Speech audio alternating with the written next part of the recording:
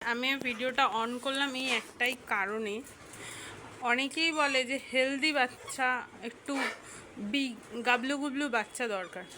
Actually এই যে পাপ্পিটাকে দেখছো, এটা কিন্তু শো কোয়ালিটি ব্লাড লাইনের ডগ। তো যারা শো কোয়ালিটি ব্লাড লাইনের ডগ হয়,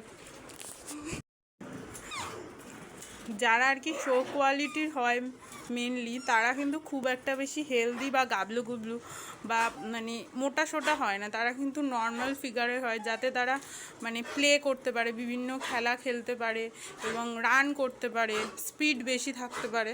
তো সেরকমই ফিগারে কিন্তু একদম সেম সেই কোয়ালিটি। ওর লুকিং, দাঁড়ানো, সেইগুলো কিন্তু একই সেম।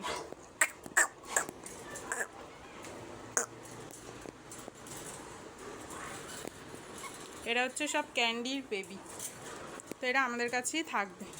আর ওর ক্যান্ডির মতনই একটু চেরি আইস হয়েছে। আমি ভিডিওটা অন করলাম এই একটাই কারণে, অনেকেই বলে যে হেলদি বাচ্চা একটু গাবলু গুবলু বাচ্চা দরকার। অ্যাকচুয়ালি এই যে পাপ্পিটাকে দেখছো, এটা কিন্তু শো কোয়ালিটি ব্লাড লাইনের ডগ। তো যারা শো কোয়ালিটি ব্লাড লাইনের ডগ হয়, যারা আর কি শো কোয়ালিটির হয় মেনলি, তারা কিন্তু খুব একটা বেশি হেলদি বা গাবলু গুবলু বা মানে মোটা সোটা হয় না। তারা কিন্তু নর্মাল ফিগারে হয়, যাতে তারা মানে প্লে করতে পারে, বিভিন্ন খেলা খেলতে পারে এবং রান করতে পারে, স্পিড বেশি থাকতে পারে। তো সেরকমই ফিগারে কিন্তু একদম সেম সেই কোয়ালিটি। ওর লুকিং, দাঁড়ানো, সেইগুলো কিন্তু একই সেম।